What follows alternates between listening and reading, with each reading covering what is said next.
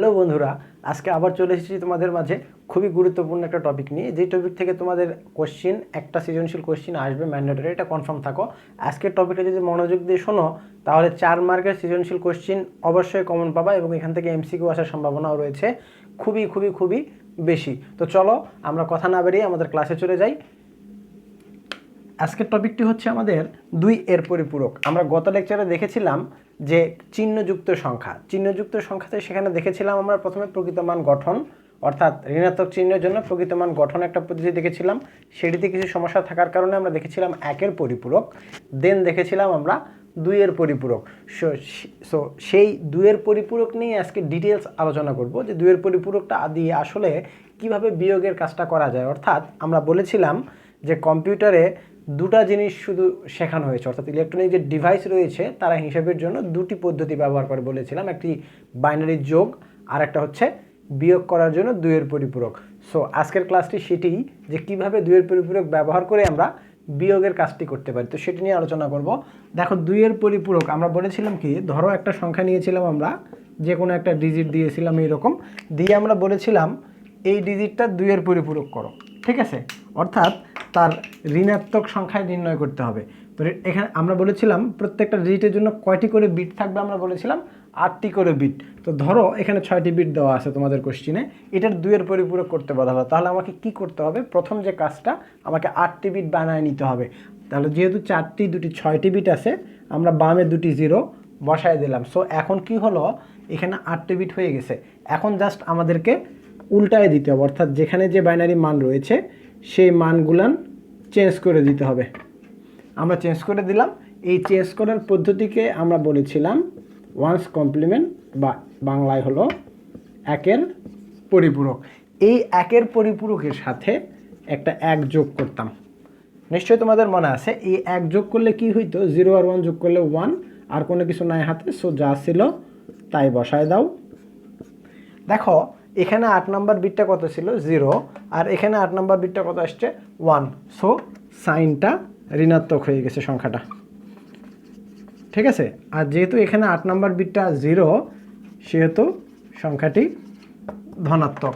তো আশা করি তোমরা এতটুকু পর্যন্ত বুঝতে পারছো যে 2 এর পরিপূরক কীভাবে করা হয়। ঠিক একইভাবে দেখো, আমরা বলেছিলাম কি, এই যে ঋণাত্মক মানটা পেয়েছি, এটাকে যদি আবার 2 এর পরিপূরক করি তাহলে সঙ্গে সঙ্গে আবার এই ধনাত্মক মান আমরা পেয়ে যাবো, অর্থাৎ এই সাইন বিটটা হবে 0, হুবহু এই মানটাই পাবো। দেখো কিভাবে, আমরা একটু চেঞ্জ করে দেই।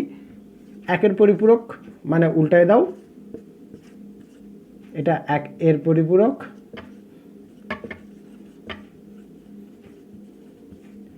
উল্টায় দিলে হবে এটা, আর তার সাথে 1 যোগ করলে হবে 0 আর 1 যোগ করলে 1, হাতে কোনো কিছু নেই। সো যা ছিল,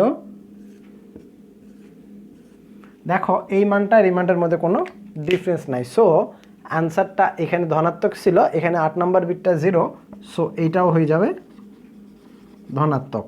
তো এখান থেকে আমরা কি বুঝতে পারলাম? আসলে এখান থেকে আমরা বুঝতে পারলাম যে কোনো একটা ধনাত্মক সংখ্যাকে 2 এর পরিপূরক করলে সংখ্যাটি ঋণাত্মক হয়ে যায়, আবার কোনো একটা ঋণাত্মক সংখ্যাকে যদি আবার 2 এর পরিপূরক করি তাহলে সেই সংখ্যাটি আবার ধনাত্মক হয়ে যায়। এটি আসলে মূলত আমাদের কাজ ছিল, ধনাত্মক সংখ্যাকে ঋণাত্মক সংখ্যায় রূপান্তর বা ঋণাত্মক সংখ্যাকে ধনাত্মক সংখ্যায় রূপান্তর। চলো আমরা একটা এক্সাম্পল দিয়ে দেখি যে যোগের কাজ কীভাবে, বিয়োগের কাজ কীভাবে আমরা যোগের মাধ্যমে সম্পন্ন করতে পারি। তো আমরা খুব সহজ একটা এক্সাম্পল নিয়ে এসেছি এখানে। এক্সাম্পলটা হচ্ছে এই যে 50 একটা দশমিক নাম্বার, 25 একটা দশমিক নাম্বার। এই 50 থেকে 25কে বিয়োগ করব 2 এর পরিপূরক পদ্ধতিতে। সো আমাকে যে কাজটা করতে বলা হয়েছে, আমরা একটু সংখ্যায় লিখি, কথায় লেখা ছিল, আমরা একটু সংখ্যায় লিখি। আমাদেরকে বিয়োগ করতে বলছে এই সংখ্যাটা, ঠিক আছে? তার মানে আমাদেরকে আসলে কি করতে হবে, বিয়োগ করতে হবে। দেখো এই জিনিসটাকে আমি খুব ইজিলি লিখতে পারি কি করে, আমি এখানে লিখতে পারি এইটা প্লাস -25। দেখো এটা লেখা যায় কি না, আমরা জানি প্লাসে মাইনাসে মাইনাস। সো এইটা আর এই প্লাস মাইনাস এইটুকুর মধ্যে কোনো ডিফারেন্স নেই। সো এই কাজটা করলে যা হবে এটা করলেও তাই হবে। তাহলে দেখো আমরা এখানে বিয়োগ করতেছিলাম, এখানে দেখো আমরা যোগ করতে পারি, অর্থাৎ +50 আর -25 এই দুটার বাইনারি যদি আমরা জানি তাহলে আমরা খুব ইজিলি যোগের মাধ্যমে আমরা এই অ্যান্সারটা বের করতে পারবো। তো চলো আমরা সেই কাজটি করি। আমরা প্রথমত যে কাজটি করব, -25 এর বাইনারি বের করতে চাই, তাই তো। তো -25 কিন্তু আমাদের কম্পিউটার জানে না। আমরা বলেছিলাম মাইনাস সাইনের জন্য 2 এর পরিপূরক পদ্ধতি ব্যবহার করতে হয়। তাহলে কি কাজটা করতে হবে আমার, এই মাইনাসের আগে যে সংখ্যাটি সেটি ধনাত্মক ছিল, অর্থাৎ পজিটিভ সাইন ছিল, +25। এই +25 এর বাইনারি আমরা খুব সহজভাবে বের করেছিলাম। মনে করে দেখো 1 + 2 + 4 +8 +16 এইরকম নাম্বার দিয়ে আমরা বের করেছিলাম। সো এখান থেকে আমরা 25-এর বাইনারিটা বের করে ফেলবো। 16 আর 8 24 আর একে 25, বাকি দুটা 0। সো অ্যান্সারটা আসছে আমাদের 11001 11001। তাহলে দেখো এখানে আমাদের কয়টা ডিজিট আসছে, টোটাল 5টা। কিন্তু আমরা জানি 2 এর পরিপূরকের জন্য কয়টা ডিজিট নিয়ে কাজ করতে হয়, 8টা। সো আমরা এখানে 1টা 2টা 3টা 0 বসাই দিলাম। এখন যে কাজটা করতে হবে আমাদেরকে, এই মানটাকে আমাদের উল্টায় দিতে হবে, অর্থাৎ 0 থাকলে 1, 1 থাকলে 0। ঠিক আছে, এটা হলো 1 এর পরিপূরক। এই 1 এর পরিপূরকের সাথে একটা 1 যোগ করে ফেলবো আমরা। তাহলে 1 এর পরিপূরকের সাথে 1 যোগ করো, 0 আর 1 যোগ করলে 1 1 1 1, হাতে কোনো কিছু নাই। সো যা ছিল আমরা সেটি বসাই দিলাম। দেখো 8 নাম্বার বিটটা দেখো 1 আসছে, এখানে ছিল 8 নাম্বার বিটটা 0 আর 8 নাম্বার বিটটা 1 আসে, অর্থাৎ চিহ্ন বিটটা আমাদের 1 চলে আসছে। তার মানে এই মানটি হবে -25 এর বাইনারি। সো এখন আমরা -25 এর বাইনারি পেয়ে গেলাম। আমরা +50 বাইনারি আমরা খুব ইজিলি বের করতে পারি। সো আমরা এখন এই কাজটাই করব। তো চলো আমরা পরে যাই। আমরা -25 এর বাইনারি যেভাবে পেয়েছি, আমরা দেখি +50 এর বাইনারিটা কত আসে। ঠিক আছে, আমরা -25 এর বাইনারি 2 এর পরিপূরক দিয়ে বের করেছিলাম। আমরা এখন +50 এর বাইনারিটা বের করব। +50 বাইনারি বের করার জন্য আমরা সেই সূত্রটি, যে সূত্র দিয়ে সহজে বের করে 1 2 2 4 8 16 32, এখানে মানটা বসায় দেখি কোন কোন সংখ্যা যোগ করলে 15 হয়। 32 আর 16 যোগ করলে 48, 48 আর এই 2 এর নিচে 1, 50 হয়ে গেল, বাকিগুলান 0। সো এখন আমরা লিখে ফেলি যে আমাদের সংখ্যাটা কত আসছে, এখানে 110010। দেখো এখানে আমাদের ডিজিট আছে 6টা। সো আমাদের কি করতে হবে, আমাদের ডিজিট প্রয়োজন কয়টা, আমাদের ডিজিট প্রয়োজন 8টা। সো বামে আমরা আরও 2টা 0 বসায় নিলাম। এটি হচ্ছে আমাদের +50 বাইনারি। এই মানটা পেয়ে গেছি। আমরা -25 এর বাইনারিও পেয়েছিলাম। -25 এর বাইনারি এখানে দেওয়া আছে। এই মানটা আমরা লিখে ফেলি 111000111। এই যে মানটি, এটি কার মান ছিল, -25 এর বাইনারি ছিল। ঠিক আছে, এখন এই মানটা জাস্ট খালি আমরা যোগ করে দিব, আমাদের আর কোনো কিছু করতে হবে না। তো আশা করি এতটুকু তোমরা বুঝতে পারছো। এখন জাস্ট নর্মাল একটা যোগ করে দিলে আমাদের হয়ে যাবে। দেখি আমাদের কি আসে। আমরা যোগ করলে পাই 0 আর 1 যোগ করলে 1 1 1, দুটা 1 যোগ করলে 0, হাতে 1, হাতের 1 আর এই 1 যোগ করলে 0, হাতে 1, কোনো কিছু নাই, আর হাতের 1 যোগ করলে 1, কোনো কিছু হাতে নাই। সো যা আছে তাই। 1 1 যোগ করলে 0, হাতে 1 1 আর হাতের 1 যোগ করলে 0, হাতে 1 1 আর হাতের 1 যোগ করলে 0, হাতে 1। এই 1টা এখানে বসাই দিব। এখন 2 এর পরিপূরকে 8 নাম্বার বিটটাকে আমরা কি বলতাম, চিহ্ন বিট। অর্থাৎ এই 8 নাম্বার বিটটা আমাদেরকে বলে দিত সংখ্যাটা ধনাত্মক নাকি ঋণাত্মক। তাহলে 8 নাম্বার বিটটা দেখতেছি আমরা 0। সো সংখ্যাটির মান হবে, সংখ্যাটি হবে ধনাত্মক।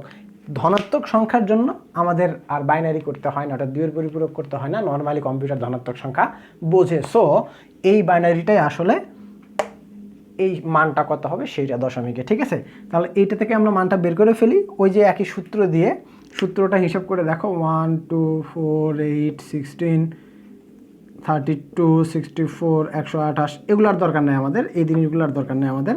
আমাদের শুধু দরকার এতটুকু, 16 আর 8 যোগ করলে 24 আর হাতের 1 যোগ করলে 25। তাহলে এটা কার বাইনারি, 25 এর বাইনারি। একটু খুব ভালো করে খেয়াল করো, এই যে অতিরিক্ত একটা ডিজিট এসেছিল, এটাকে বলা হয় ক্যারি বিট, এটাকে বলা হয় সাইন নাম্বার বা সাইন বিট বা চিহ্ন বিট। ঠিক আছে, এই যে ক্যারি বিট, 2 এর পরিপূরকের সময় ক্যারি বিট হিসাব করা হয় না। সো এটা নিয়ে আমাদের কোনো হেডেক নেই। এটা আসুক বা না আসুক, আমাদের এটা হিসাব করা যাবে না। কেন যাবে না, কারণ কম্পিউটারে হিসাব করে সবসময় বাইট আকারে 8টা করে বিট নেই। এখানে আসছে দেখো 9টা বিট। সো এই বিটটা রাখার কোনো জায়গা আমাদের কম্পিউটারে দেওয়া নাই। ঠিক আছে, তো চিহ্ন বিট 0 আসছে, সংখ্যাটি ধনাত্মক হয়ে গেছে। তাহলে দেখো 50 থেকে 25 বিয়োগ করলে কিন্তু আসলে অ্যান্সারটা +25ই হয়, ঠিক আছে। তা দেখো 2 এর পরিপূরক এইভাবে কম্পিউটার কাজ করে। আমরা 50 থেকে 25 বিয়োগ করলে 25 পাই, বাট কম্পিউটার কি করে, এই 50-এর বাইনারি করে, -25-এর বাইনারি না জানলে সে +25-এর বাইনারিটা বসায় নেয়, উল্টায় 1 যোগ করে যে মানটা পাই সেটি -25, এই মানটা আর এই মানটা, এই দুটার বাইনারি যোগ করে যদি 8 নাম্বার বিটটা 0 হয় তাহলে আর সে হিসাব করে না, জাস্ট এটার বাইনারির 10 দশমিক মানটাই সে বুঝে দেয় আমাদেরকে, ঠিক আছে। কিন্তু যদি এখানে আবার 1 আসে তাহলে সে কি করে, আবার ওটাকে 2 এর পরিপূরক করে, ঠিক আছে। তো এতটুকু পর্যন্ত আশা করি তোমরা বুঝতে পারছো কীভাবে 2 এর পরিপূরক করতে হয়। তো আমরা এই যে 3rd চ্যাপ্টার, তোমাদের এই পর্যন্ত সিলেবাসটা মোটামুটি ম্যাথমেটিক্যাল সিলেবাসটা ছিল। নেক্সট ক্লাস যেটা আছে খুবই ইজি, এটা থিওরিটিক্যাল পার্ট, আমরা একটা 10 মিনিটের একটা লেকচার দিলে হয়ে যাবে। তো আশা করি এতটুকু বুঝতে পারছো। নেক্সট ক্লাসটি শেষ হওয়ার পরে আমরা 3rd চ্যাপ্টারের জন্য একটা সৃজনশীল কোশ্চেনের একটা প্যাটার্ন নিয়ে একটা আলোচনা করব, যে কীভাবে কোশ্চেন আসে আর কীভাবে আমাদের কোশ্চেনের অ্যান্সার দিতে হয়। তো একটা ছোট্ট আমরা এক্সাম্পল দেখে ফেলছি অলরেডি। দশমিক এই সংখ্যা থেকে এই সংখ্যাটিকে বিয়োগ করবা 2 এর পরিপূরক পদ্ধতি ব্যবহার করে। আবার পরীক্ষা আসতে পারে এইটা থেকে এটা বিয়োগ করবা, অর্থাৎ 50 থেকে 25 বিয়োগ করবা, 25 যোগ করবা, বিয়োগের মাধ্যমে যোগফল নির্ণয় করবা, যোগের মাধ্যমে বিয়োগফলটা নির্ণয় করবা, একটু বলতে ভুলে গেছে, বিয়োগফল নির্ণয় করবা কিন্তু যোগের মাধ্যমে। দেখো এখানে কি আমরা যোগই করছি না, আমরা কোথাও কি বিয়োগ করছি, পুরো ম্যাথটার ভিতরে কোথাও না, আমরা যোগ করছি। তো এটা থেকে এটার পার্থক্য বা বিয়োগফল নির্ণয় করবা যোগের মাধ্যমে, ঠিক আছে। এতটুকু কোশ্চেনে আমাদের আসে। তো ঠিক আছে বন্ধুরা, আজকের ক্লাসটি যদি তোমাদের ভালো লাগে থাকে অবশ্যই ভিডিওটি লাইক দিবা, বেশি বেশি করে শেয়ার করবা, কমেন্টসে জানিও ভিডিওটি কেমন লেগেছে। আর আমাদের ভিডিও যদি নতুন ভিউয়ার্স হয়ে থাকো অবশ্যই চ্যানেলটি সাবস্ক্রাইব করে আমাদের পাশে থাকবা। নেক্সট নতুন যত ভিডিও রয়েছে তোমাদের যে 84 ক্লাসের, সেই ক্লাসের ভিডিওগুলো দেখার জন্য তোমাদেরকে আমন্ত্রণ। ঠিক আছে বন্ধুরা, ভালো থাকবা, আল্লাহ হাফেজ।